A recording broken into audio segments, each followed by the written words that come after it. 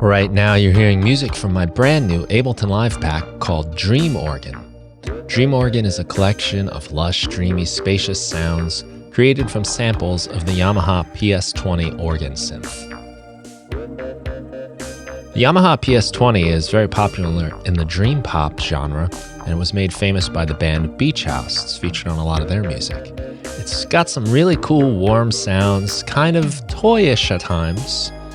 But when we put it into Ableton Live racks, when we put some effects on it, arpeggiators, and start manipulating the sounds, we get a lot of really interesting and diverse sounds that can be used in any style of music. I've created instrument racks that accurately recreate the sound of the Yamaha PS20, and I've also taken those sounds and combined it with the power of Ableton Live to create stuff impossible with the original hardware and useful in all kinds of music. So check out the Dream Organ Ableton Live pack. It's available at my store at brianfunk.com. And if you're a member of the Music Production Club, you will get this during the month of July 2022. And if it's not July 2022 anymore, don't worry. There's always something new and exciting for the Music Production Club. You can learn more about Dream Organ by going to brianfunk.com/dream-organ. Hello, everybody, and welcome to the Music Production Podcast. I'm your host, Brian Funk. On today's show, I'm with Kal Lavelle, who's a singer and songwriter.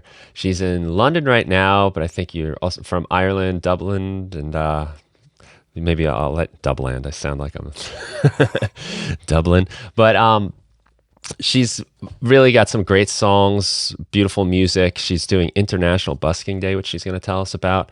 We're going to learn about what she's up to, her songwriting sessions, and very excited to talk to you, Kal, about your music, your process, and maybe learn a thing or two about songwriting along the way. So welcome to the show. Thanks for having me. Appreciate it. Yeah, very nice to have you. Thanks for taking the time. You've got a beautiful view I can see in the reflection of London right now. I know, this is the live, it's reflected in the sort of like the screen there, but that's Westminster. So that building there is Big Ben. Yeah. So cool. Yeah, so we're literally in the center of London. That's where the government is. Yeah. Nice. Yeah, it's beautiful. I got to see that once on my honeymoon. We went really? We were in London, yeah. It was. Yeah, it's just such a beautiful city. It's it's one of my favorite cities. Yeah, history. Did you enjoy it? Did your wife? I loved it. Oh yeah, we had a great time. We were in London for a few days, and we went to Liverpool and did Beatles mania stuff, for 3 days.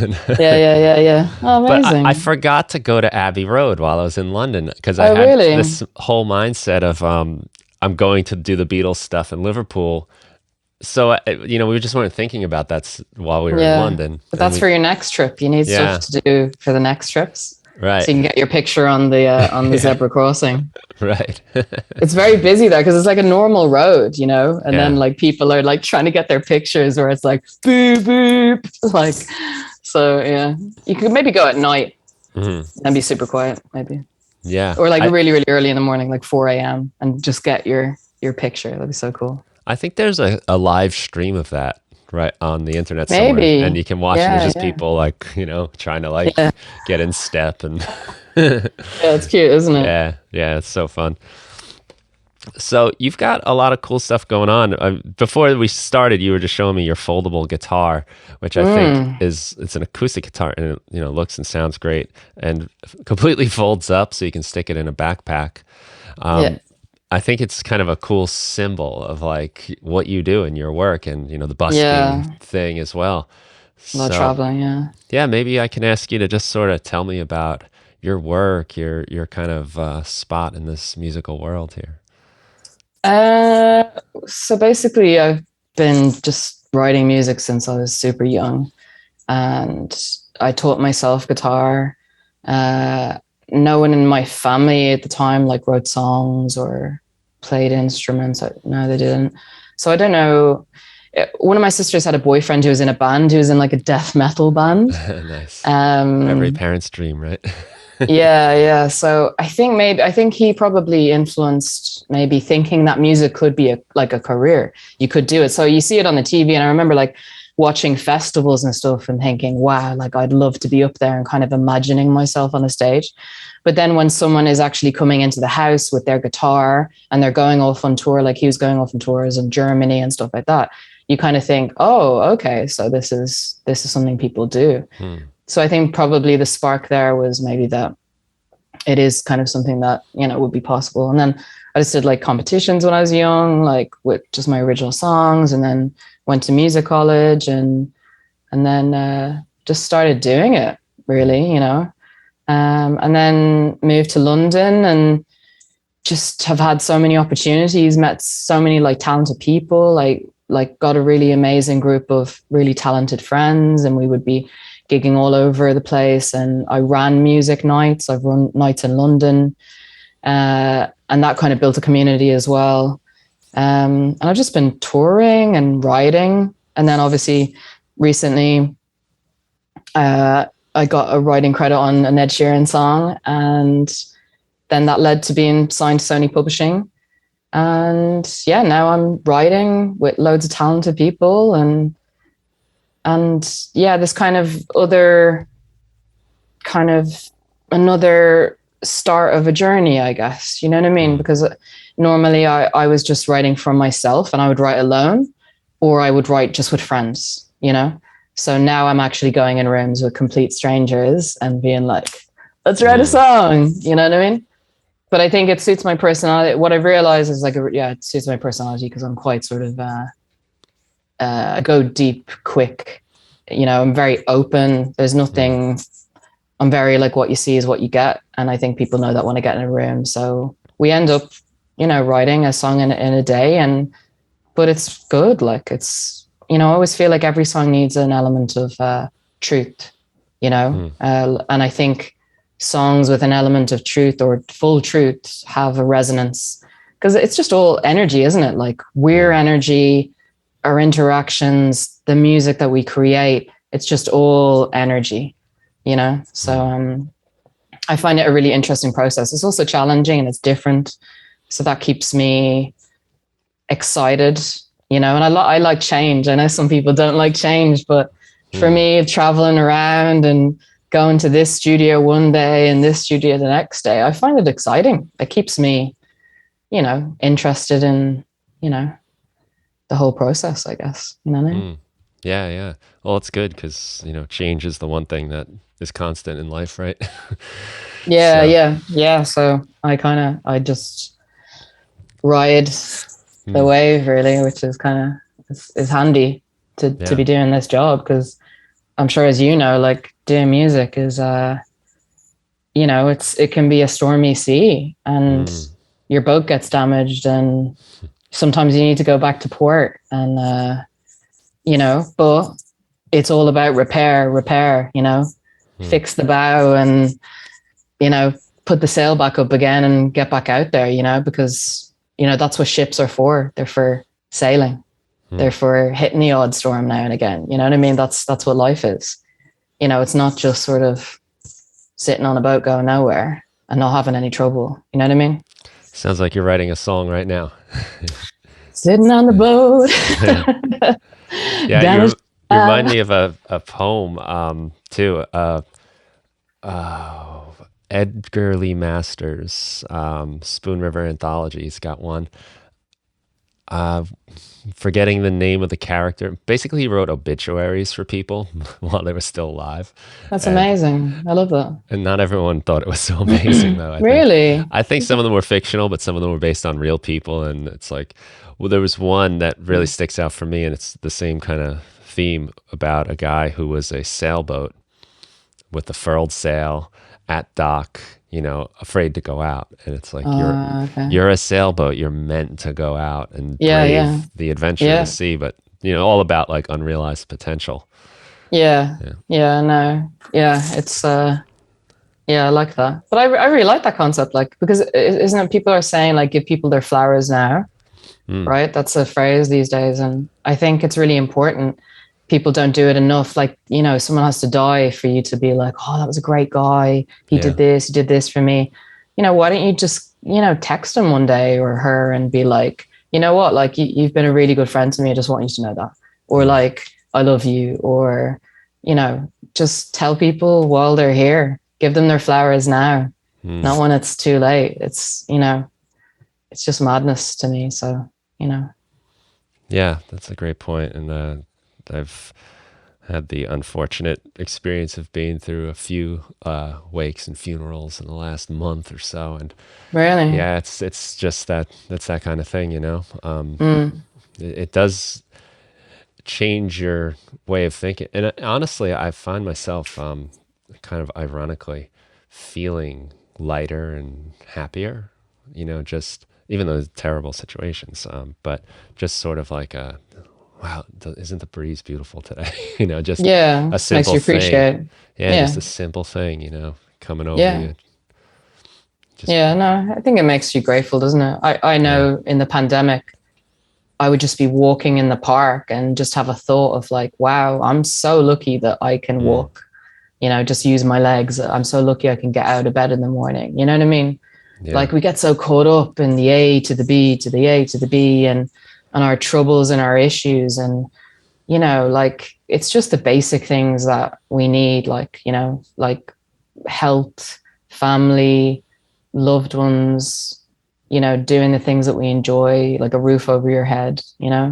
It's just the basic things, really. Right. So, yeah, but definitely people passing, sadly, makes you reflect and, you Mm, know, reassess, kind of gives you another go at your yeah. life, doesn't it? Because they Yeah. don't have another go. So, Mm. it's a bit of a wake up, isn't it? Yeah, it wouldn't take too many small negative adjustments in your life to make you wish you were right back in the moment you are now, where, Mm, you know, where you just had the basic things that we take for granted all the time.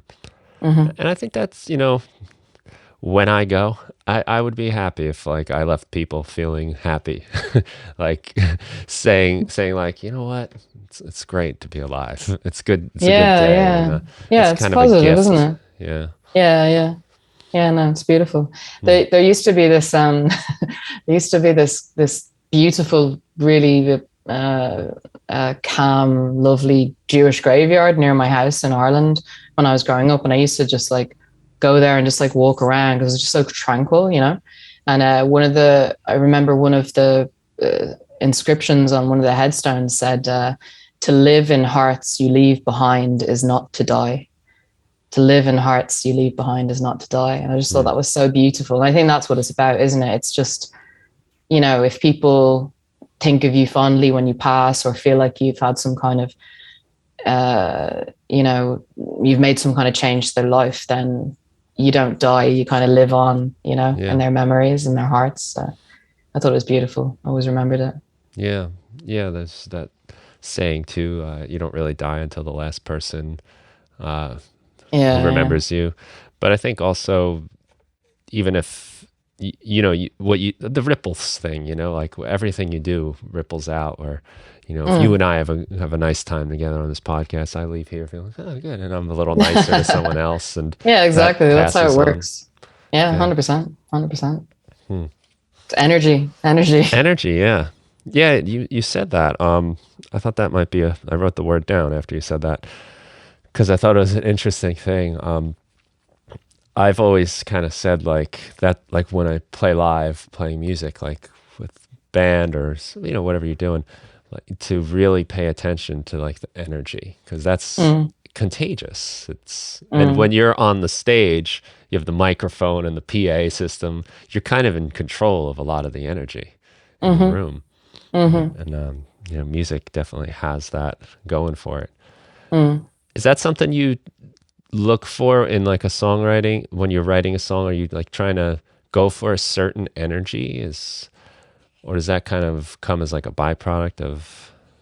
Yeah, there's an energy to a song. So if you're writing a sad song, you have to feel touched by it. You know what I mean?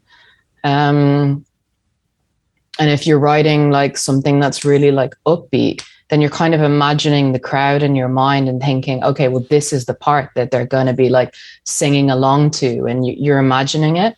You know what I mean? Hmm. Um, so yeah, I think you have to feel it and imagine how the audience is going to take it. I think even when I'm writing my own music as well, I'm thinking, you know, how is this going to sound when I play it live? Like, and yeah, are people going to sing along, or are people going to be, sort of think that line's interesting, or feel like that relates to them? So I'm thinking about me, but I'm also thinking about the audience. You know, um, that's important for me. But I don't know how other people. Maybe other people are more sort of insular in their writing and be like, this is just purely for me. I'm not thinking about anybody else. But I know that I have to go out and play it. Like, I don't want it to be a selfish act. Like, obviously, it's about my life, but I also want people to connect with it. It's a connection thing. That's why we get on stage, because otherwise, why am I getting on stage just to sing at you? I want to like involve you, it's, I want it to be, even though it's my story, but they're all universal themes. So I want it to be your story as well. Mm-hmm. You know what I mean? So like a reciprocal thing. That's the way I see playing live. And also the creator and the listener, it's a connection. It's not a one-way flow. That's not the way I think about music. No. Yeah, you definitely, if you're just doing it for yourself, it's kind of like, why record it? Why release it? Why put it out? Because, I guess, there is also just your self-expression, but I do find that it's more rewarding to think about how it's received and where it's Yeah. going. I've definitely considered that, and if I'm playing in a band where I know we're going to be going to bars where people are trying to have a good time and hang out, we're not going to bring our like really deep, dark, side. Exactly. That's Exactly. you wouldn't do that if you were going out that night to hang out with your Yeah. friends. That's Yeah. you kind of leave that behind. Yeah. Maybe the car ride home you can let that out, but Have a cry to the yeah, sad tunes. but about like kind of thinking about the audience and where you are and what you're doing it for. I think it's really important. You have a funny inspiration of getting to music, because it reminds me a bit of mine, where I didn't have family members that were playing music and showing me guitar, or I really never had anyone play an instrument in front of me that I can remember until my best friend showed up with a guitar and was playing songs from the radio. It's like, you're playing Nirvana, like, holy cow. He taught Oh, me wow. Enter Sandman, and it like kind of sounded like that. Yeah. And I never understood that was like something I could do until I saw like a regular person like me do it. Because you watch MTV and it's like, in the fancy outfits and crazy videos, and it just doesn't seem like anyone you've ever seen in your life. So you could never get there. But it's cool how that reaches people. Like by you doing something, you showing like a way, it opens up paths for others. Well, if you can see it, you can be it. I also think, sort of off on a different point, I think that's one of the problems with women in music, the lack of women in music, is that women aren't seeing enough female producers. They're not seeing enough female sound engineers. So it's kind of hard to be like, oh, I want to be a producer, I want to be a sound engineer, when you don't see it. Like, you go to live shows and who's doing the sound? It's some bloke. Do you know what I mean? So Yeah. it's hard for you to kind of be like, oh, I'm going to do that, but I don't know anybody else. Or I can't even see anyone else doing it. You know what I mean? So I think visibility is really important. You have to see it to kind of feel like, oh, that's something that I could do because they're doing it. You know what I mean? So obviously you with your friend coming in, actually him, like, as a guy, was it? You said? Yeah. Just Playing in front of you. It's like, okay, I could do that. Yeah, same You know what I kid mean? I I could ran make around on music. the playground with, like, Yeah. like you're an idiot like me. So I we're could do what just you regular do. idiots. So Yeah, yeah, exactly. yeah. There's that kind of like, oh, okay, it's not impossible. It's not magic. Yeah. If But I you can think do you're it, you right. can do it. Having that example is incredibly powerful, and because it for me it opened up the possibility. I didn't even think that was something I could ever do. Just wasn't in the realm of options for me. And Yeah. I don't know if that didn't happen, if I would have ever gone in this direction. Mm. But then you wonder, don't you? Like, why have we gone in this direction? Like, why music? Hmm. Because I know for myself, like your background, my background, it didn't come from it. So why is there such a pull? Like, why are we still doing it? You know what I mean? It's kind of interesting. And why do we have the ability to create music? Because it is a unique kind of skill, isn't it? Hmm. You know? Um, it's just, yeah, I wonder. You just wonder, like, you think back in the generations, was there like another Kal and another Brian who was like fourth great grandfather, grandmother who like played the ukulele, you know, at Hmm. family gatherings, and it's some kind of like musical gene that popped along and then was like, pooh, oh, there Yeah. you have it. You Hmm. know what I mean? Yeah. It's mad. It's funny. My one of my early memories of like listening to music, like when I was choosing music, it was probably like in fourth grade, which would have made me like 8 or 9 years old, and putting on a song and feeling different after I heard the song, like maybe being like Mm, mad or something, and then put it on. I'm like, I'm mm. not mad anymore, or I'm not sad anymore. I feel energy now. I want to get up. Yeah. That really struck me at that age. I was like, how did that happen? I can remember like sitting with my little tape machine and being like, why is this like let me listen. It was We Didn't Start the Fire by Billy Joel. You Oh, know? really? It's Great like my song. this is like my favorite song when I was that age. And sitting there being like, why do I like this? Yeah. What's happening? It's just noise. Like I couldn't understand it, but I felt it. Mm, And so I guess the seed was there, but I never thought like that was something I could do. mm. Even when people were getting their instruments in band and learning like the So what was flute the and what was the moment where you felt like there was the transition of you're like to do it? Did something happen oh, or that was when my friend showed me how to play that song on guitar. that was the transition? Oh yeah, it was like jumping off a cliff or something. It Did you was buy a guitar or? no. My grandfather had an old Gibson, really Oh, incredible nice. guitar from the 1960s that was just sitting in the Wow. attic, getting ready for the garage sale. Wow. And I had just happened to say I took an interest in it, and they pulled it out of the attic, and we're like, oh, I think Gibson's like a real name. And we took it to the music shop, and the guy was like, ordinarily I'd say just get a new guitar, but like this is a special guitar. It needs Wow. work, but Yeah. and yeah, I still have it. I love it. It's my favorite Still have guitar. it. So that's 40, 50, 60 years old, that guitar. Something like that. Yeah. 60 years old. Wow. Yeah. Amazing, isn't it? It's amazing. It's an amazing guitar, and it has amazing sentimentality too, Mm, you mm, know, and mm. for a lot of reasons. My grandfather, it's the one I was learning on, and, Yeah, yeah, yeah. the smell of it like takes me back to Really? being that age, like trying to figure out where to put my fingers. Yeah, yeah. And it being so hard, you still remember, like I Oh still my remember God. trying to move, like it taking so long to move your Yeah. fingers. It was like, oh my God. It takes such dedication to learn the guitar. You know what I mean? Yeah. You just do have to do it over and over and over again. I Madness. spent a lot of my time learning Nirvana songs in the early days, and Yeah, yeah, I yeah. learned Polly off of Nevermind. Yeah, And yeah. I like that too. I had it down. I was like, all right, I'm gonna press play on the CD and try to play along. And I got Mm. like probably like halfway through the first verse, and my hand, I couldn't even squeeze the guitar. And I was like, oh my God, like how do they So, play so concerts? unnatural. Yeah, I no. can't even get through this one song. It's But funny, isn't you it? have to really sort of like bite down on the mouthpiece a little bit in the beginning stages and just deal with it.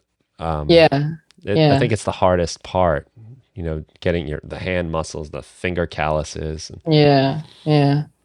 It takes dedication, doesn't it? Like, you have a drive and a just really wanting to get better and to do Mm. it, and it pays off. Yeah, Yeah, but you just can't give up. yeah. You know what I mean? A lot of people will give up, so Learning guitar was one of those things that taught me that if you work hard at something, you can actually do it. yeah. I think growing up, I was into playing sports, baseball, and drawing. And I guess probably drawing, I just did it enough that I was okay at it. And I think baseball, I was tall, and I probably had a good head start there. So like it never Yeah, came yeah. too hard, but music was Mm, so different where it was like, I have no idea what this is and I can't do it at all. But I just sort of made it a point to play a little guitar every day, even just mm, for 5 minutes, like just pick it up and yeah. play it. And Mm. I didn't realize how smart that was, but now like That's what they say, like literally 10 minutes a day. And obviously, if anyone is listening to, that wants to learn guitar, literally, if you just do 10 minutes a day, you will improve. yeah, You know what I mean? at anything, You'll get honestly, there. but Yeah, no, for sure. Anything. yeah. But people don't, they think, oh, I have to commit all this time and I don't have time because I've got kids and I've got work. And, time is a commodity, but literally just keep the guitar up and on the stand in the room, whichever room you use the most, and just do 10 minutes a day. And Hmm. then you'll 100% get there for sure. And I think that's a lot better than 70 minutes once a week. Yeah, for sure. Exactly. And, people don't have 70 minutes. Like life Yeah. is busy. But someone has 10 minutes. If you can spend 10 minutes scrolling on Instagram or TikTok or YouTube or whatever, you've got 10 minutes just to sit and have you time and just have a strum. Hmm. You know what I mean? And that's important, isn't it? Just to take time away just for you because people can't drink from an empty vessel. You know what I Hmm. mean? So, that's important, I think. Speaking of that stuff, I always lately have been wondering if I grew up when we had, this is like mid 90s when I was learning guitar. So we didn't have cell phones or really even the internet hardly. I don't know if I would have made it past the pull of TikTok and Instagram today to put the time into something like playing guitar that was hard. Mm, And yeah. it's a long investment before you get any gratification. Yeah, yeah. And we're so like these days just so into immediate gratification, It's kind of scary, isn't it? Hmm. But yeah, for sure. Back in the day, yeah, there wasn't anything going on. You could read a book or, play the guitar or You got watch bored. whatever was on TV. Yeah, you got bored really easy. I was always bored. I grew up the Dublin Mountains, so all there was cows and sheep and fields. Like I just walked a lot. Yeah. You know what I mean? And played the guitar. And yeah, they were the kind of main things that I did. Thought about escaping, Hmm. Ireland and or Woodtown where I grew up, and to live the dream, be a grown up. That's what I wanted to be. I hated being a kid. Seriously, Yeah. I like freedom. Like sometimes I'm even like I don't know, I was in a train station a while ago and I was just going up the escalator and I was thinking, I'm so happy I'm an adult because I could just like book a ticket and just go to Paris right now. I could take a train and, go to Liverpool. Like, I don't need to ask anybody if Hmm. I can do that. I was like, I'm so happy I'm an adult. Hmm. You know what I mean? Freedom is just so important. So important. I think about that with my students. So I teach high school English, and I've had ninth graders the last few years. So they're about 14, and they've got 4 years of high school. 4 years when you're 14 is, a third of your life or so. Mm, mm, So that's a really long time, and you're stuck. mm, No matter, like mm, you said, no matter how bad it gets, you could get that ticket to Paris or the, train to Liverpool. You could just do that. It gets so bad, you can say, that's it. I got to start over. When you're mhm. 14 and you say, that's it, I got to start, your parents are like, be quiet, go to school. You don't have a choice. You don't get that. Yeah, no choice. You're No. very stuck in your life. And it's for Yeah. what seems like an eternity. Now Mm, 4 years, you could probably deal with a lot of things that are unpleasant. But when you're that age, yeah, there's there you don't realize the good parts that you have when you're a kid, the lack of like responsibilities for things, but you definitely realize that you're stuck and you're trapped and you've got some yeah. time to go. Yeah. And I think I was always really confused about why people said like being a kid, like, oh, the best years of your life. And I just feel like maybe years and years and years and years ago it was because you didn't have to work down the coal mines. You Hmm. know what I mean? But I don't know, but I guess everyone's childhood is maybe different. You know what I mean? Like, I was stuck up the Dublin mountains. My parents didn't. I didn't do any extracurricular things. I didn't go swimming. I didn't play sports. You know what I mean? So like, I was super super stuck. So obviously, playing guitar was my go to. You know what I mean?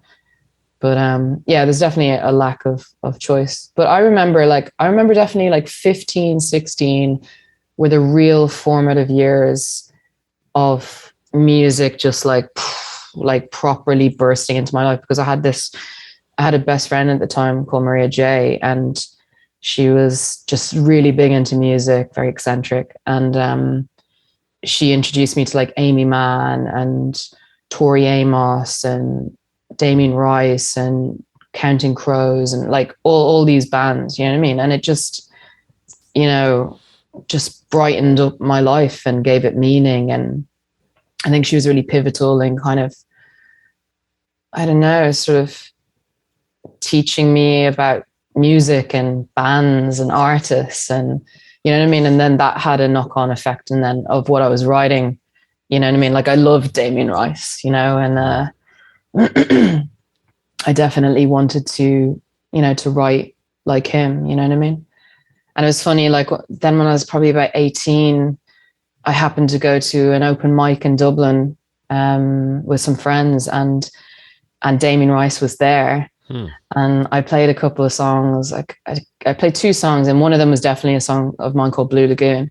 And then I went back and sat down, and then Damien Rice came over and like knelt down beside me. He was like, "Oh, that song, Blue Lagoon, that's a great song." And I was just like, "Oh my Wow. God, it's Damien Rice. He likes my song." And I was like, "Thank you." That's incredible. Yeah, like, you know what I mean? Like, music, and I'm sure it's the same for you, like it gives you this kind of life where you meet people that you never thought you'd meet. You do things that you never thought you'd do. You go places that you never thought that you go to. Like I was saying to someone the other day, I played a festival in Bethlehem, in the middle of Bethlehem. And after I played, I sat on this rooftop with some friends, and we watched the sunrise over Bethlehem. And I was just thinking, if it wasn't for music, I would never probably have ever gone to Bethlehem, you know what I mean? And had that experience. And it's just so funny how all the decisions that we've made throughout our life have kind of taken us to this place. And I guess perseverance and, going back to the ship thing, just kind of just repairing the ship and getting back out to sea. You know what I mean? I think that's the most important thing, is just keep going, whatever you're doing, really think that's important. A lot of my life is owed to starting to play music, just probably my sanity, Yeah. on so many levels, from where I've gone, what I've done, who I've made friends with, and just my ability to cope with life. Really It's central cathartic, isn't it? aspect. Oh yeah, I don't, I really feel bad for people that don't have something to release with, But that's why people go drinking on the weekend. It's the Yeah. same sort of release, it's that just getting out of your mind in a way, and just being free of everything. And it's like almost like flow state. It's like what we as musicians go into flow state. I think that's what, going out in the weekend and just forgetting about everything is kind of the same thing, I think. Yeah, losing the inhibitions and Yeah, letting go. Yeah. just being. Right. Speaking of that sort of thing, writing songs with other people is challenging in its own way, but I would imagine, I don't know if I don't think I've ever really written with a stranger before. Really? I don't think so. Yeah, I mean, because sometimes even writing with like your close friends for the first time is like writing with a stranger in a way, just because it's such a Yeah. interesting, weird thing. You're sharing like baby ideas that might not even be good, that you're uncomfortable with. Yeah. It's basically like having sex with your clothes on It's with a so stranger. vulnerable. Yeah. Yeah. 100%. Yeah, and it's very tentative. But the more you do it, there's ways, to do it. I think, when you go into the room, I think it's important to get to know the person, especially if they're an artist. If you're co-writing with an artist, you want to, who are they? What's their journey? Like, are they dating at the moment? Like, what's going on in their life? If this song is going to potentially go on their record, then they have to have some kind of connection to it, kind of just some generic song. So I just having a chat. Sometimes I chat to people for a couple of hours before I even write a word, you know what I mean? Because if you don't know someone, how can you do it?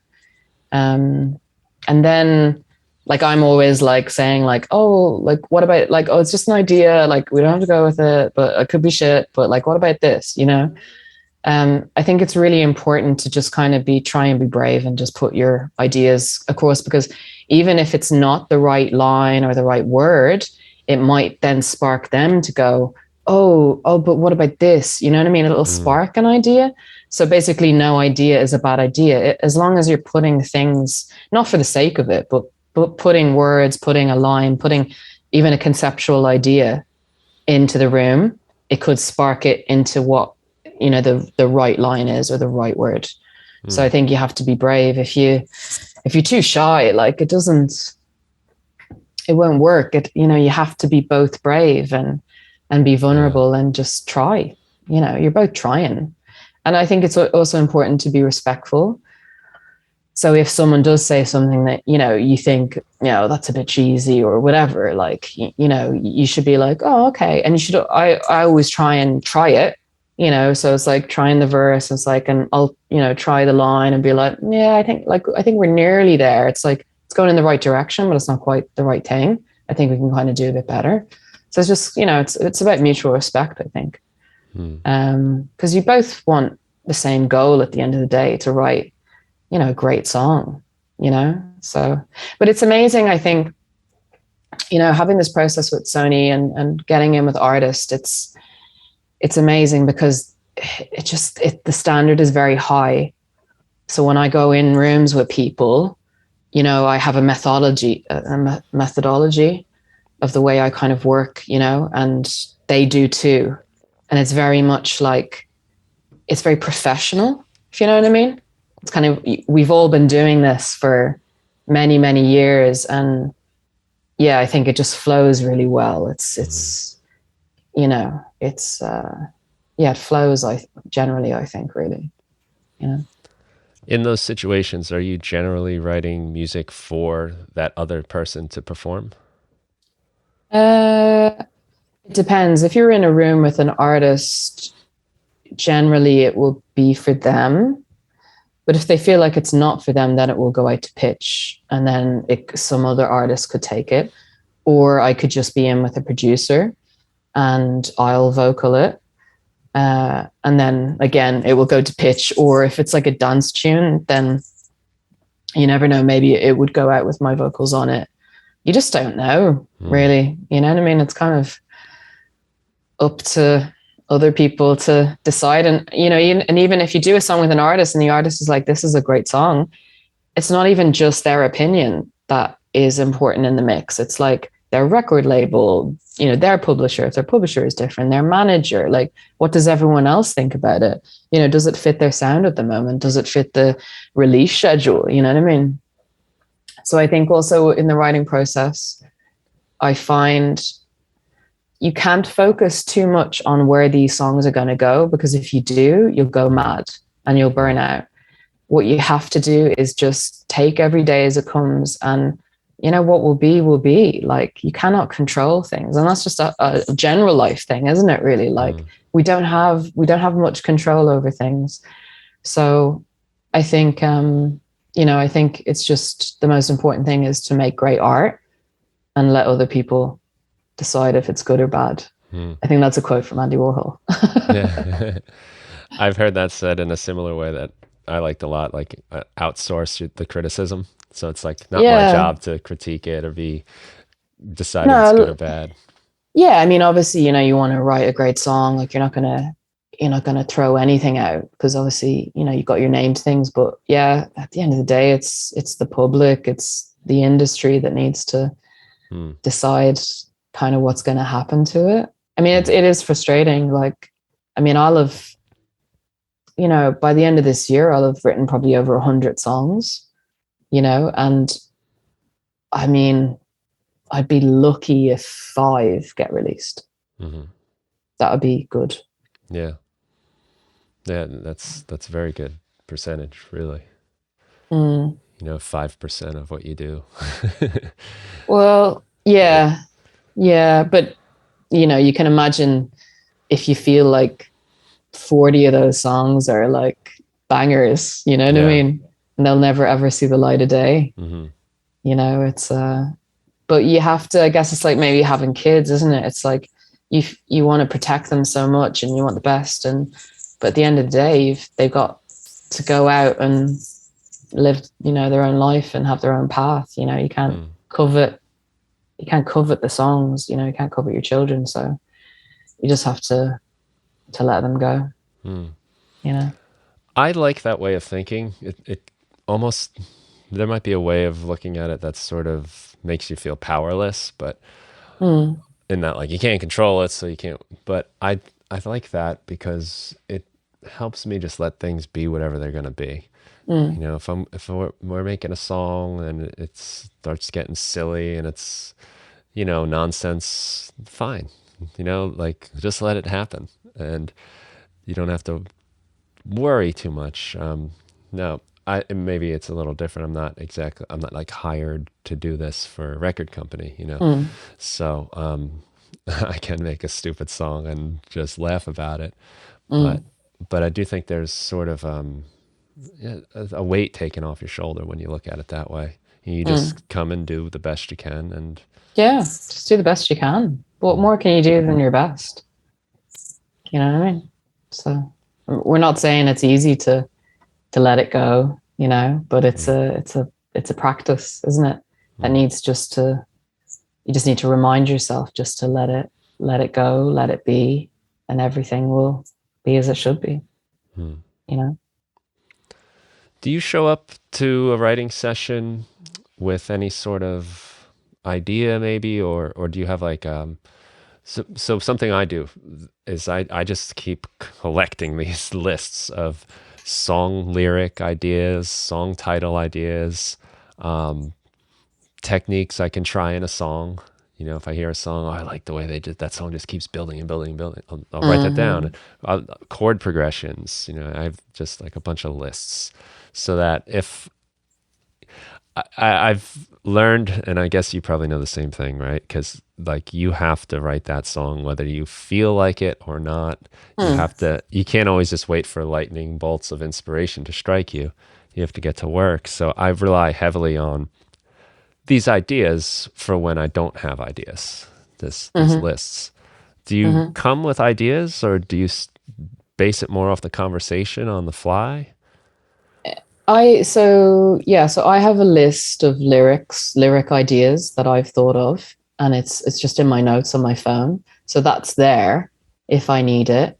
And then sometimes I will go in with an idea, or I'll have ideas and I'm just waiting for the right artist to see if they're the right artist to kind of fulfill the idea, if you know what I mean. But I'd say more times I go into the session, especially if it's an artist, and just talk to them, because it has to come from them. So I could like be going in with an artist and have this idea of like this super sassy kind of pop song, thinking that that's what she is. And then I get in there and I hear that she's just like broken up with her boyfriend and she feels like fucking shit. And the last thing that I don't know if I can curse on this, can I? I just said the F word. I don't think I can now. Yeah, I don't have any producers looking over my shoulder here, so. She just cursed. Yeah, no one complained. Excuse my potty mouth. Have at it. So and she's feeling sad. So, I think you have to take the room on the day.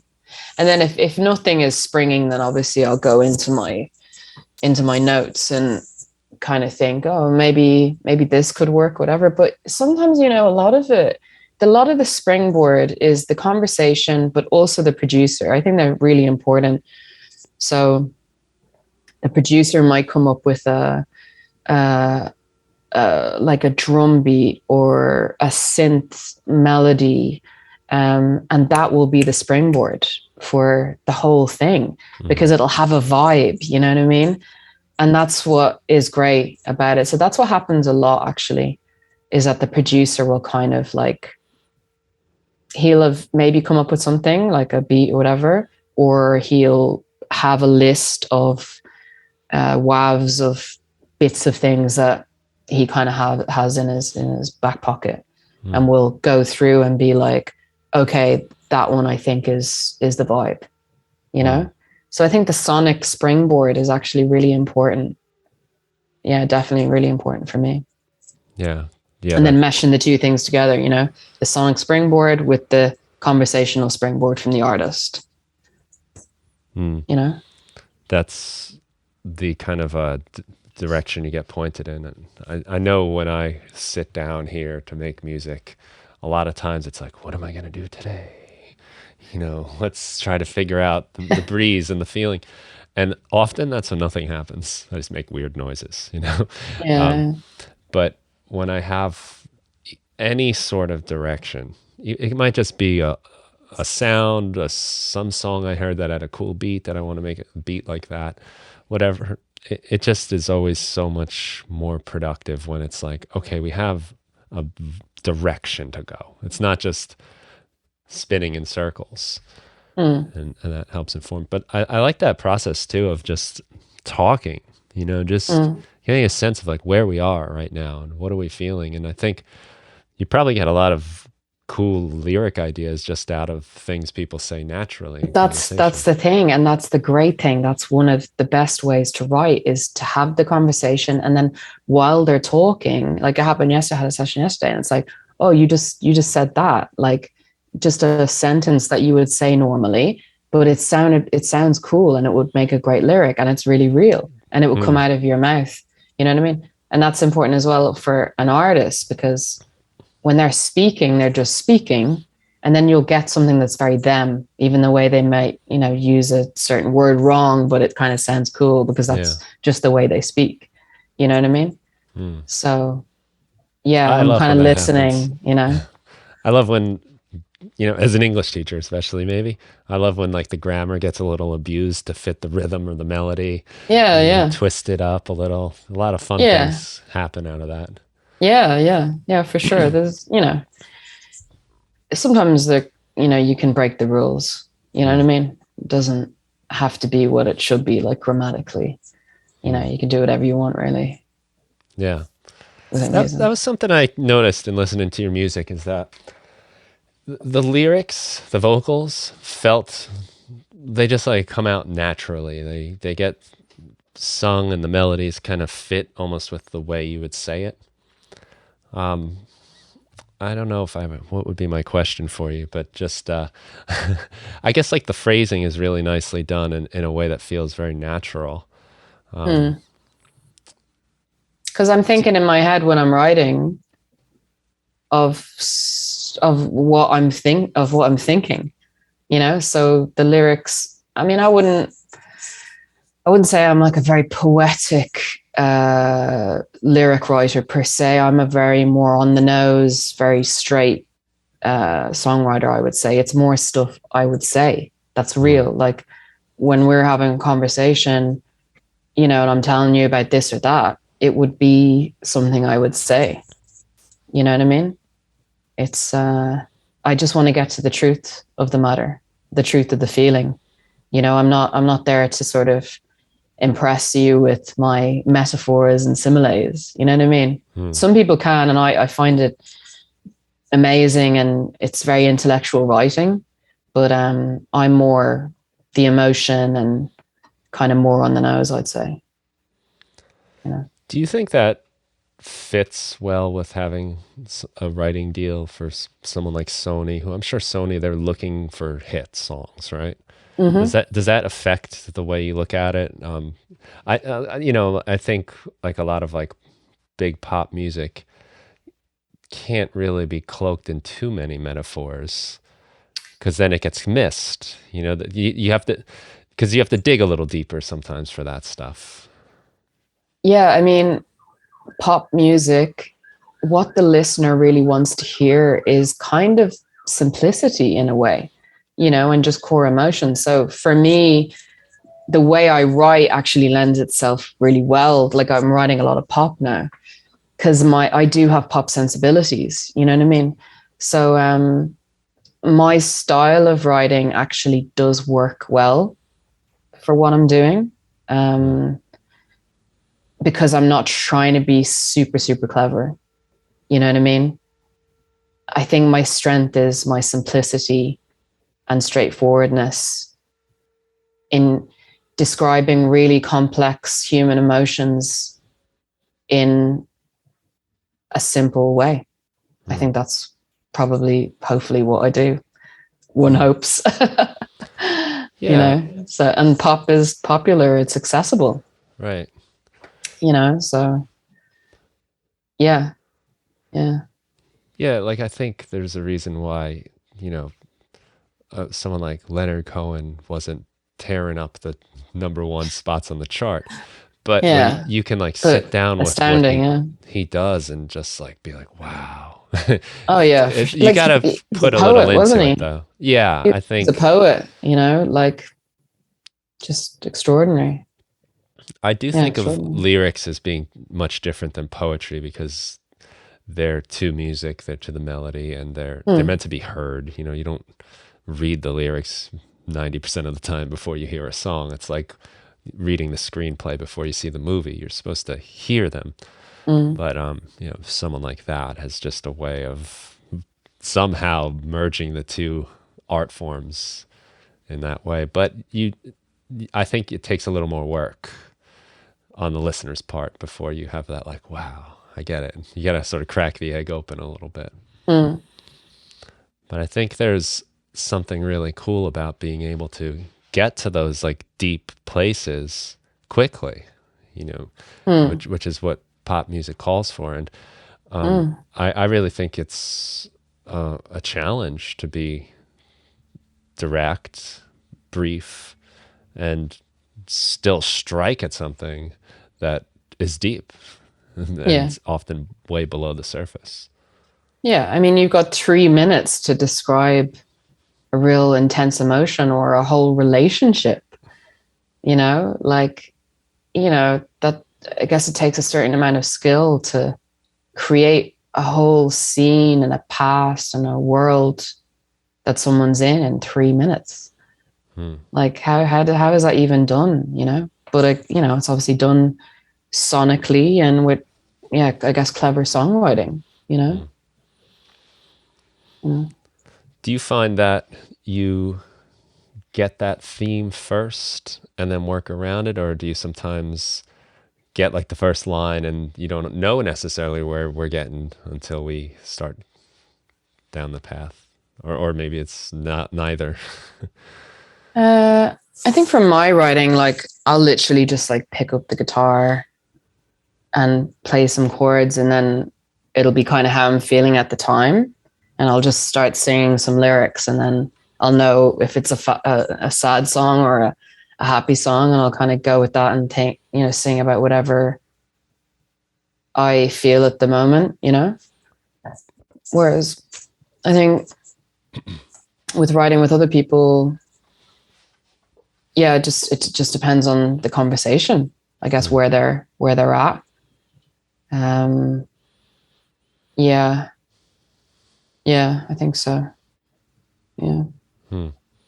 Yeah, a little feeling out process. You're kind of Mm. feeling out with yourself with the guitar, and then you're using the Mm. conversation with the artist. Yeah, just getting to the truth, like Yeah. what's actually happening. What's Hmm. happening in my life? What's happening in their life? Can we put it into a song? Yeah, Hmm. that's kind of the goal, you know. Like one time I had a session with a girl, an artist, and she was feeling really low because, you know, she had a bad time in the industry and it wasn't, going well and stuff. And I really felt like, we need to, write something that's going to actually bring you up. You know what I mean? So we wrote this really, really cool track that was really powerful and was really like, like I'm a boss kind of, girl type vibes, you know what I mean? And, sometimes you can, kind of create, like I wanted to make her feel more empowered, you know what I mean? So I was like, and I could see that there was a strength to her, you know what I mean? So I just wanted to create a song that was kind of to build her back up again, you know what I mean? So that's quite a cool song. We'll see if it gets released. That's an interesting read, though, where you've got somebody that is down, and Yeah. you could have very well dove into that because that's where she is, but you kind of almost on like a therapist, psychologist level, decide to take it in that other direction. Like, I think you need this right now. Yeah, it just felt like she needed a pep. She needed to like get back up and brush herself off and be the bad bitch that she is. You know what I mean? That's what I felt. That's what she needed. And like I saw her recently, and she seems to have gotten, not that it was me or whatever, but like she seems to have gotten her, her pep back in her step. You know what I mean? And that she's incredibly talented. So I think she deserves to, to be flying. You know what I mean? But people get, they get disheartened in this industry. You know what I mean? It's mostly failure, right? I mean, rejection, and if you're lucky, half the time you're getting rejection. Otherwise, no one even cares. Yeah. There's all of that really. I think for me, with being signed to a major publisher and stuff like that, like I think I'm lucky in a way because I've still got my artist project and I'm not with the label. I'm just a small indie artist, and I can just do my own thing. Like if I want to write this song or that song for me, like I can. I'm not restricted. And if I want to go out on a little tour or go into Europe and tour, like I can. So I can kind of keep my sense of autonomy of my art and do what I want to do and have that fulfilled and go out and get an immediate reaction to an audience and them hopefully like it and buy my CD or whatever. Whereas being a writer, a professional writer, and having that as your full career, writing and writing and writing and things, you're waiting and you're waiting and you're waiting and you're maybe not getting feedback about like what's going on, or, if this song is going to go somewhere, if it isn't, to just be doing that solely, I think would be very hard because you're not getting anything immediate. You know what I mean? Yeah. So I feel really lucky that I've got, my artist project that, I can do that and, get a bit more immediacy for what I'm doing, I guess, because writing for other people is like such the long game. Like you could write a song tomorrow and that won't get released for like 2 years. By the time that comes out, it'll be 2 years. Like it's crazy, but it's just the way it is. Right. Well, that's really nice. You still have the freedom to do your own thing, and you can do the work, you can do the job part of it, and then you can still have that. And I think that's something people don't think about when they get involved deeper in the industry and they get certain positions and jobs where you do give something up, where it can be now playing my guitar is my job. And every time I pick it up, I'm stressed out because I got to come up with something. Where it used to be the thing I did to relax and feel good. Yeah. So you can lose that if you're not careful. It's great to hear that you've got that still. Yeah. Yeah, definitely. And also the thing that works for me is I divide my time between London and Dublin. So there's a separation of like work and recoup. And that's what I think is just really important for me. So come to London, do loads of sessions, give a lot, write a lot. And then I go back to Ireland, just chill, recoup, And then I come back again, after 2 weeks and do it. And I think that works for me because I think, just writing and writing and writing, and not because you never say no, because you're worried that that's the session that could be the one that will, make you. But if you create a physical barrier to have recoup time, then you have to leave the country, you have your recoup time, and then you come back. Because I think I see so many people, especially producers, they're just constantly working and working and working, and they're not working at their full level of energy because they're depleted. But if they would just allow themselves to take a week's holiday or take periodic breaks, they would be working. When they come back from holiday or their time off, they'd be back at 100%. Whereas because they're so afraid, and we're all afraid in this industry, because you don't know where your next book is coming from, they won't take breaks. So then they're working at 50% capacity, and it's scary to be like, take a break, but you have to, because it's the long game. Music is the long game. Everything takes time. And if you're not okay, and you're just dragging yourself through, it's not good for anyone. Right. You know what I mean? But it's great because, I've explained this to Sony, and they've been really supportive, and they really get it, because it makes complete sense. I come to London and I smash it, do loads of sessions, and then go away, recoup, come back, smash it again. You know what I mean? Whereas I can't keep smashing it week after. I'm gonna. How long can you keep doing that for? You will get smashed. I mean? Yeah. You'll get smashed. Exactly. So I don't want to get smashed. No, it's healthy, and you come back with a excitement. You're not just another sludging through another day. You're kind of like, all right, we're here. We're going to do it again. Exactly. And once I land in London, I used to live here full time, and now obviously I only live 50% here. But I land and I'm like, oh, I'm back. This is great, and I'm excited. I'm like looking at my schedule, being like, oh, I get to work with this person, and their music is really cool. I look on their Instagram, and it's all different. Sometimes I'm working with dance people. Sometimes I'm working with singer-songwriters. Sometimes I'm working with pop artists. It's exciting. It's got a lot of variety. You know what I mean? And it's a change of scene. So I'm definitely excited. It's like, yeah, I'm excited. Can I ask you about the Ed Sheeran situation? How that came about? Did you write with him? So basically, me and Ed have been friends since he was 16.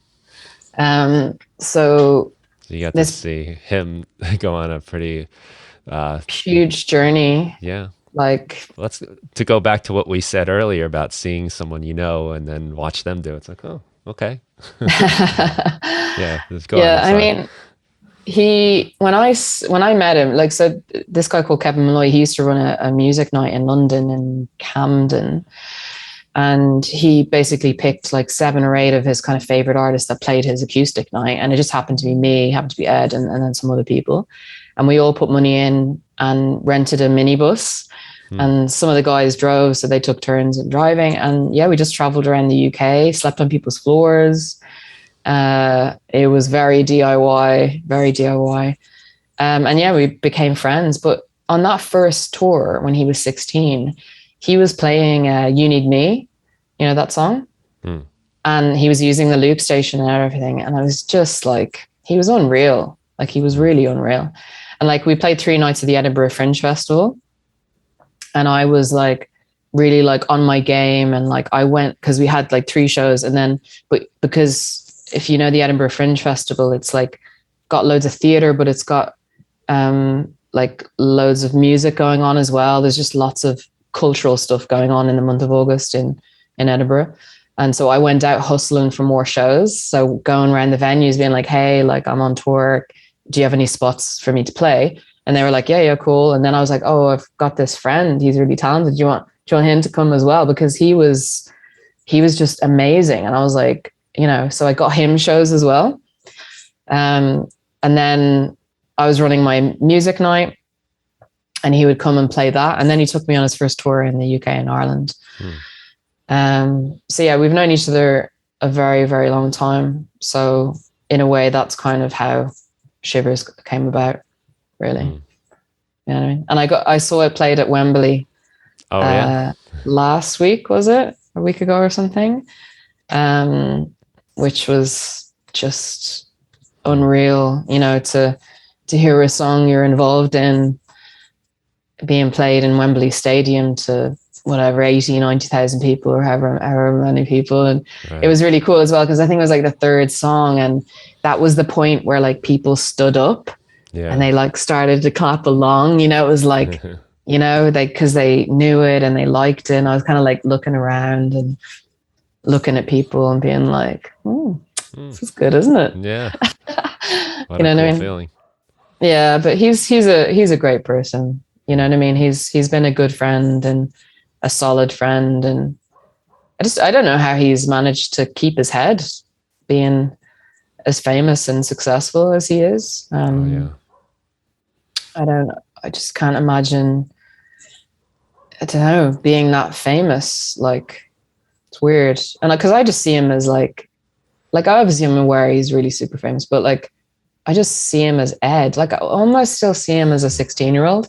Right. Like when we hang out and stuff, I just see him as a boy. He's kind You of know, got a boyish he like does have a boyish thing going yeah. on. Yeah, he's like 31 now, so Yeah, but I think it works for him like really well, like an innocence kind of honesty, you know, to what he's doing. yeah, yeah. He's just a really authentic person, and Hmm.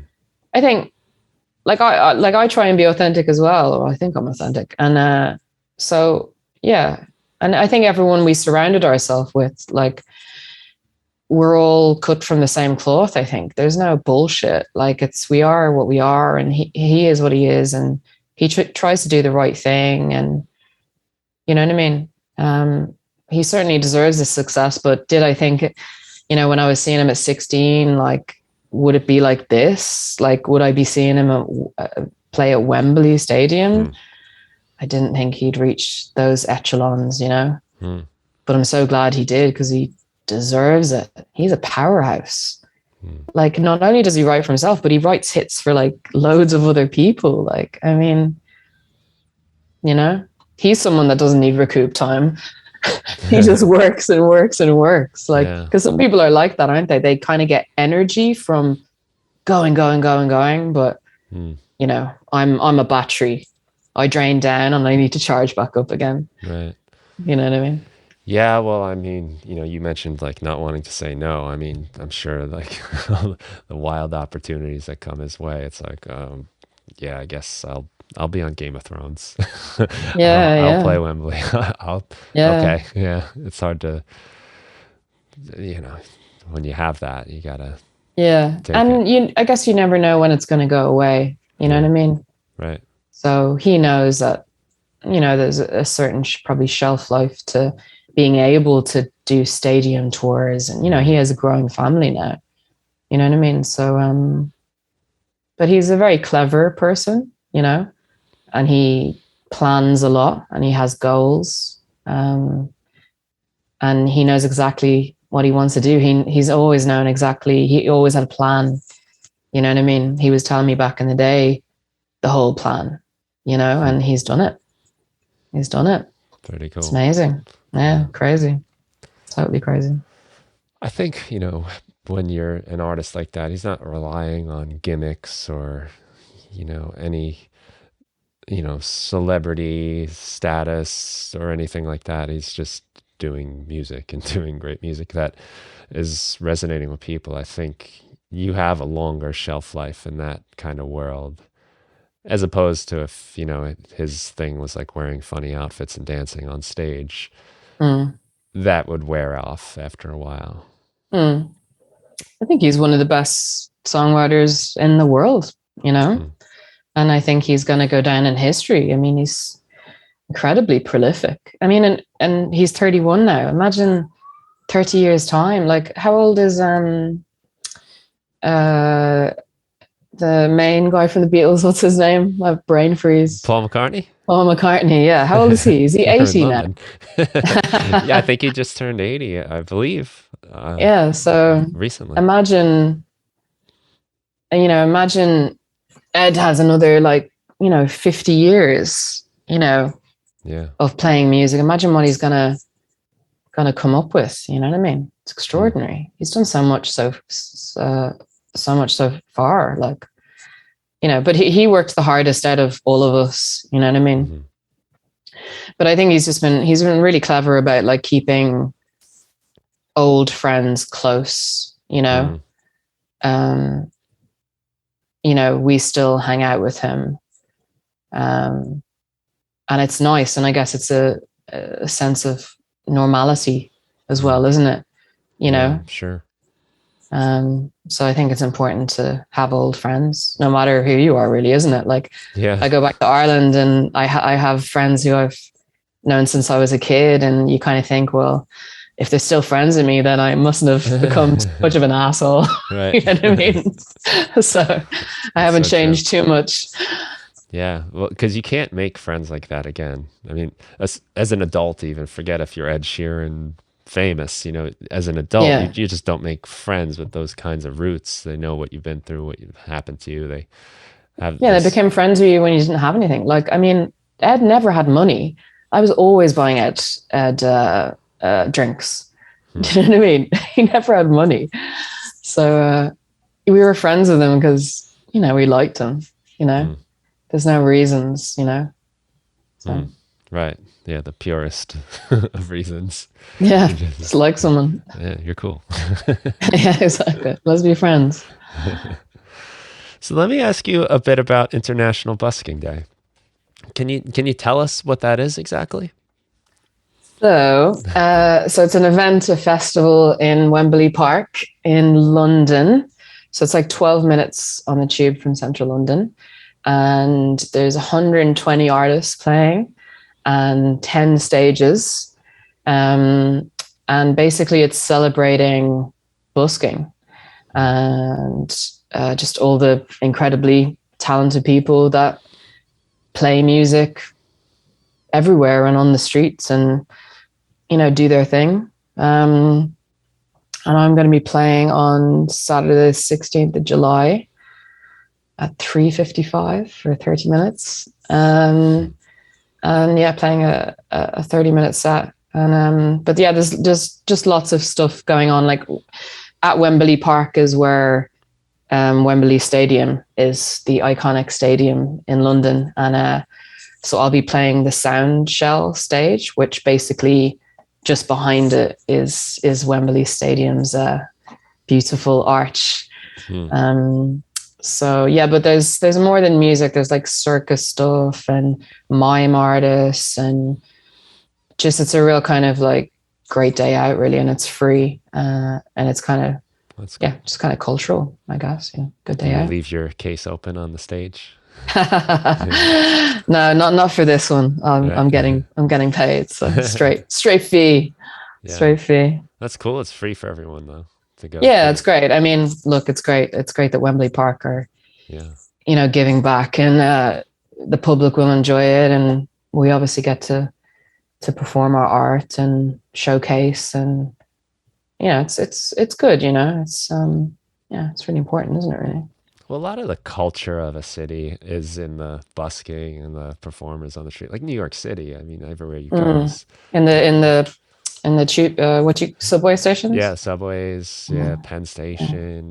There's, yeah, and a lot of times it's really cool because of the acoustics down there, where it's yeah. I so heard some much buskers. Yeah, reverberation and yeah. It does um, sound cool, and some famous people have done it as well, haven't they? yeah, yeah. Every once in a Mm. while, I've never seen that, but I've seen Uh, videos of it. And yeah. there's sometimes like funny like gags where I think it was someone with like Jimmy Kimmel, not Jimmy Kimmel, I'm sorry, the other late night guy from Saturday Night Live. I can't think of his name right now. Mm. I think I know Um, who you mean. you know what I'm talking about. I think his name's Mm. Jimmy Mm. also.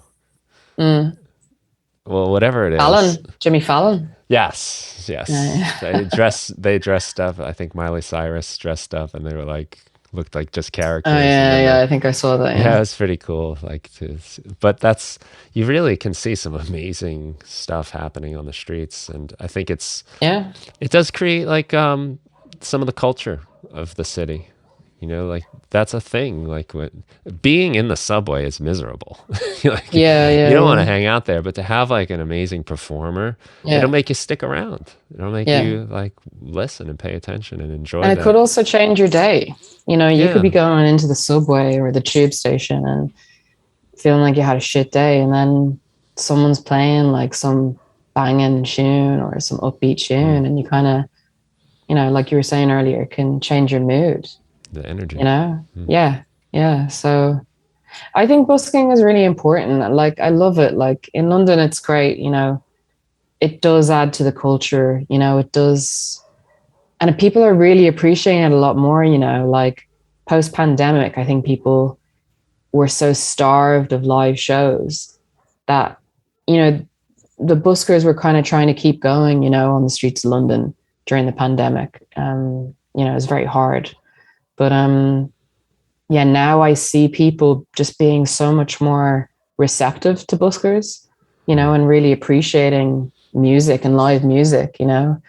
Um, you know, it's incredible. But also with International Busking Day, a company called Busking London are curating it, and they're very involved with busking in London and supporting buskers, and they do a lot of shows on private lands here, so like Wembley Park and at Canary Wharf and Broadgate Circus as well. So they'll bring buskers into that private land to kind of create, you know, an atmosphere and to add to the cultural element of the area, you know what I mean?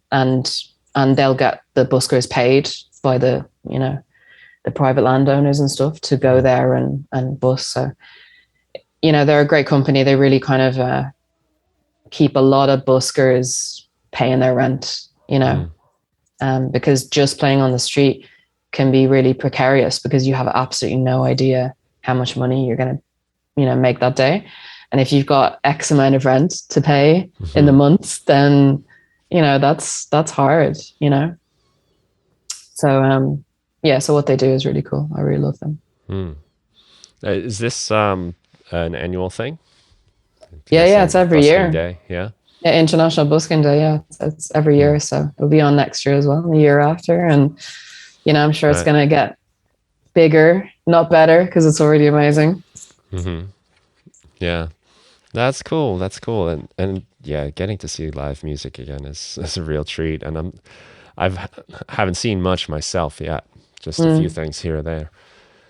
But I've noticed a change with me, you know, like I've gone to a couple of gigs, and before, because I just thought, oh, my friends are musicians, I play shows, like, you know, I was kind of like, oh, you know, gigs are two a penny, it's like a hot dinner kind of thing. But then after the pandemic, I'm like, oh my God, like I appreciate it so much. So, like me and my friend went to a gig recently, and like I was like right up the front. I was like, yeah, this is great. You right. know what I mean? It's brought me such a new sense of like, this is cool. Like, God, I'm so lucky to go and see a live show. Like, and I definitely Mm-hmm. want to go and see more live music because it's just what a privilege, isn't it, Mm. to watch someone live play their songs, like see them up close. Like it's not like listening to them on Spotify, you know what I mean? Yeah.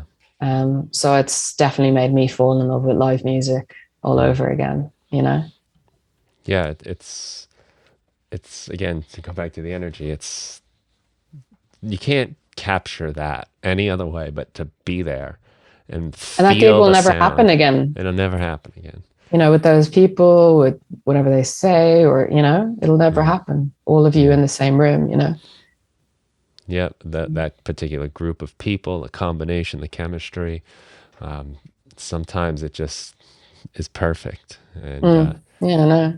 you have to actually be in that spot to feel that. Mm. Yeah. Yeah. It's important to get out, and it's also really important for musicians. Like, you know, look, streaming is has really changed the fabric of the music industry, and the earning power, especially of independent artists, is really down because of streaming. So live shows is really like, if you want to support an artist, then definitely go to their live show, because that's probably where, you know, they'll make some money. And they'll have some merch, like buy a t-shirt, buy a CD, Yeah. like buy a tea towel, buy anything, to Yeah. just to keep them going, to support them, you know what I mean? Because it's hard times. Is that popular merch in London, tea towels? Some people have tea towels. I've That's considered awesome. it myself as well. It's quirky though, isn't it? Yeah, You've got to think outside the box. Problem with t-shirts is, you've got to have all the different sizes and they're quite right. bulky to carry around with you. But Hmm. a few tea towels, One you size fits know, all. one size fits all. Well, it's practical too, right? Who needs a tea towel, right? Yeah, You know, and then yeah. every time you use it, you're like, oh, Kal Lavelle. I I remember her. remember that I didn't know show. That was Busking great. Day Yeah, that on was that podcast. Busking Day 2022. Nice. So, how about the future? Is there any place you like to have people come check you out to see what you're up to? We've got your website, of course, which is I think just callavelle.com, right? Yep. Um, Yeah, any big probably. plans? I think if people want to follow me, probably Instagram is Instagram. I'm the most active there. You've got videos of me drinking Guinness and stuff, you know. Being So real. yeah, being real, all my meals that I eat every day. Yeah, Instagram is probably the best place for announcing live shows, and yeah, sign up to my mailing list probably as well. Future, just write some hits, man. Mm, That'd be nice. No, mm, yeah, just to keep creating, working with talented people. Um, and also I need to release some new kind of Kal Lavelle music. I think, it was 2018 that I released the album, which I'm really proud of, but I think I need to release some new music. I have mm, a single that's kind of ready to go. So I want to release that by the end of the year. mm. Um, and yeah, just kind of get recording, maybe do an EP, you know, um, just keep creating, Mhm. you know, and I'm just keep on keeping on until I can't anymore. Yeah. Well, I think that's what you have to do. Like you said, you can't really worry too much about how it's received, but you can focus on how you do it and how much you do it and what you put out there. Yeah. I think, look, we all just want to be happy. You know what I mean? I know that I'm in a really, really fortunate position that I get to do something I love every day of my life. And I'm not saying it's easy every day of my life, but, you know, I get to do something I love that has meaning that, hopefully people will listen to and they'll feel like it's their story too. And I think as long as I'm doing something that I love, I'll be happy. And yeah, I just want to keep Mm. going, have the opportunity to keep going. Yeah. Well, good. It sounds like you're having a good time and success at it, and um, your spirits are still intact, which is good. Yeah, well, I think the Cool. pandemic was a good break. You know what I mean? Mm. It gave me time to reflect, and it gave me time to be grateful for Yeah. what I have. You know what I mean? Yeah. Um, Difficult times. The silver lining is sometimes the perspective you get and hmm, um, the kind of cliche, what doesn't kill you makes you stronger. And yeah. And look, everything is how you think it. We can mm, either decide to think that life is shit and things are negative and this has happened and this person said this and da da da. You know what I mean? Or you can just decide to flip it and be like, that happened for a yeah. reason, or I'm going to rise above it or whatever. You know what I mean? So, Mm, um, in some ways, even though terrible things happened during the pandemic, I think for me, in some ways, it was positive to have a break. I think I probably needed a break, and I've definitely come back with a new lease of life, mm, ready to ready to go for it. You know what I mean? mm. Yes. You s- nearly quoted like one of my favorite Shakespearean quotes from Hamlet. That it's like, there's nothing good or bad in a thing, but thinking makes it so. That's And exactly right. Yeah, yeah, yeah. it's It's very one of my true. favorite quotes. You Mm, know, yeah. that's true, isn't it? Really? It's So. not always easy to remember. No, no, no, no, Sometimes it no, for takes sure. a day or two to come back around, but if you can, yeah, it is. It's powerful. It can make all the difference. Yeah, Hmm. 100%. Well, I thank you so much for taking the time to talk and Thank share so you. much. I feel like I learned a lot talking to you about what Oh, you do thank in you. your That's very process, and kind. I I feel appreciate it. inspired. I'm going to a band practice today later, so I'm Oh, kind of really? like, all right, let's do it now. Oh, So thank you amazing. for that. No, my pleasure. My pleasure. And we'll put links in the show notes for people listening so they can check it out. And yeah, I think that about wraps it up if you don't have Amazing. anything else. And Thank you. I yeah, appreciate and it. thank you. And thank you, everyone, for listening.